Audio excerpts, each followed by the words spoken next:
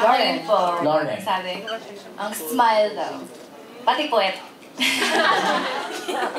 Jed, ikaw. Abs. Ako lang meron sa kanilang. Ay, wow, ah! Oh, sorry ha! Okay lang. Six-pack yan, ano? Yung mga abs Wala Ilan, naman. Jess? Ano lang, wala, dalawa lang dito. Dalawa sa unahan pa lang, Abs pa okay. rin. Abs pa rin. May dalawa Oo. yung abs. Ikaw naman, Aiko. Guhit lang. Pwede na. Ako ano? Legs. Ay, oh. Hi. Hi. Yon, legs. Myrtle, ikaw? Yung curves ng katawan. Kasi, very proportionate. Yung katawan ko very curvy. Kaya mahilig ako usually na mag-fitted clothes. Ayun. Okay. Tess. Mukhang may follow-up si Mami Jo. Agad-agad? Oo. Ano yan?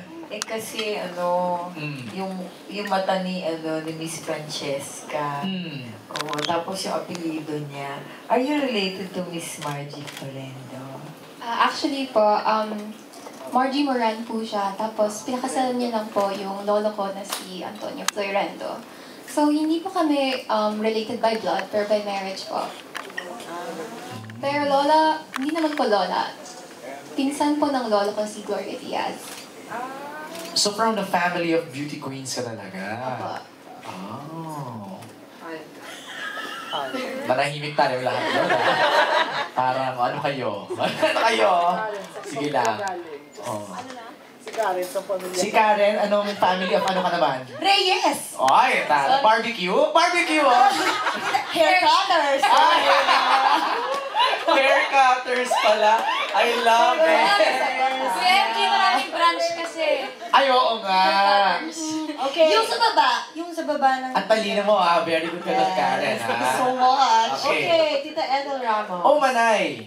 You're here. Gusto ko lang malaman kung ano ang difference nito, pagkakaiba nitong grupong ito kaysa yung The Reliable Star Magic. Talent. Si Tess ba ang sasagot? I think Hannah has a question. Okay. That's an answer pala. Yung grupo po namin, we were formed para po mag-cater sa mas mature na roles. Kasi po marami na pong pumapalabas ngayon, karamihan puro ang market pang teens. So, nagkaroon po ng need para mag-release po ng group na pwede sa mas mature na roles, medyo mas sexy, medyo mas... Right.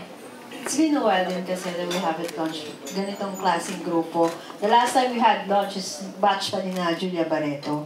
So, Star Magic 13. yes, Okay. so this time, this is a different group, a different Offering faces nila, oo. to watch for. Pwede silang character actress, pwede silang second lead, pwede silang third wheel sa love team, di ba? So, Or pwede silang lead sa mga Yes, sensual oo, teleseries pwede, natin, di ba? correct. Marami tayong ganun. Okay. Manay, okay ka lang po doon? Okay, next. Follow up. Gusto ko lang sa bawat isa sa kanila kung sino ang pangarap nilang maging leading man. Ayan. ay, ako, JC De Vera. Agad-agad. Ako po San Melby. Wow. Shane. Ako siguro Derek Ramsey. Oh. Hannah. Ang dami. Isa lang. Sige, Piolo Pascual. Okay. Francesca. Mateo Villicel.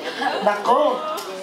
Lauren. Lauren. Piolo Pascual, definitely. Akin Jeff. na yun. Coco Martin. Coco. Oh, pagkapagkulay kayo. Ganda. Yeah. Morena-morena. Sama kami sa MMJ kasi. Ay, oo. Tama. Myrtle. Gerald Anderson. Oh. And Aiko. Sam Melby. Oy. Dalawang Sam, dalawang Piolo. Hi, Sam. I just wanna let you know that Oh, I did this for you. Na-joke lang po. Okay, next question from Tito Mario. Tito Mario.